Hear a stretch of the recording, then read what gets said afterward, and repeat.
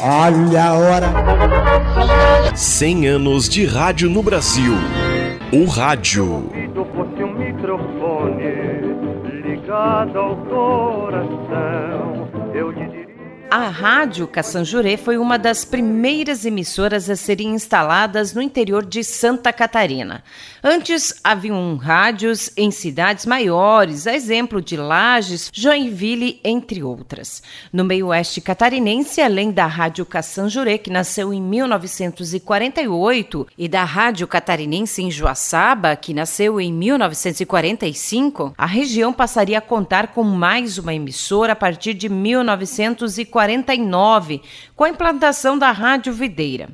No contexto do surgimento das primeiras emissoras no estado, o jornalista e pesquisador Leandro Ramires Comaceto destaca que foi um processo mais tardio, pois quando o rádio chegou para os catarinenses, as primeiras emissoras nacionais, como a Rádio Sociedade do Rio de Janeiro, já estava devidamente organizada há mais de 10 anos. E Santa Catarina, na época, era um estado ainda pouco expressivo no cenário nacional, em que as novidades demoravam mais para chegar. É importante observar também que até o fim da década de 30, as rádios funcionavam sob a forma de sociedades ou clubes, sem pretensões comerciais e mais voltadas à difusão da educação e cultura, visto que o rádio ainda não era um meio de comunicação de massa, devido ao elevado preço dos receptores e também ao fato de poucas pessoas terem acesso ao rádio. Com o rádio se popularizando, os demais municípios passam também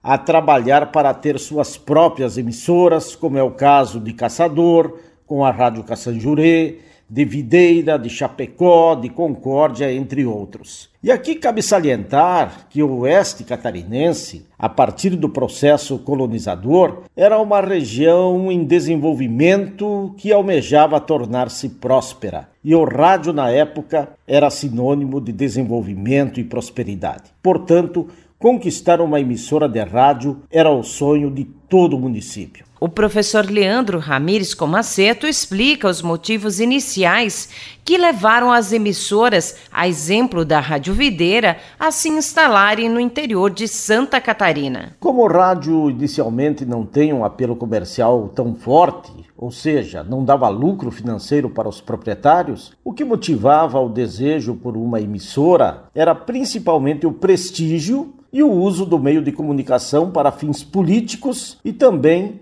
claro, para suprir as deficiências comunicativas existentes, visto que a telefonia também era precária. As primeiras emissoras oestinas, elas surgem em boa parte atreladas aos grupos agroindustriais existentes, como é o caso da Rádio Chapecó, em Chapecó, da Rádio Rural, em Concórdia, da Rádio Videira, em Videira. Como as agroindústrias, como Sadia, Perdigão, Frigorífico Chapecó e mesmo Pagnoncello em Joaçaba, precisavam se comunicar com os agricultores integrados, enviando orientações importantes para suinocultores e avicultores, o rádio foi muito usado para essa finalidade. Naquela época, muito diferente de hoje, quando as grandes agroindústrias praticamente independem de políticas locais para se afirmar e se beneficiar, os frigoríficos dependiam e muito da política local e estadual.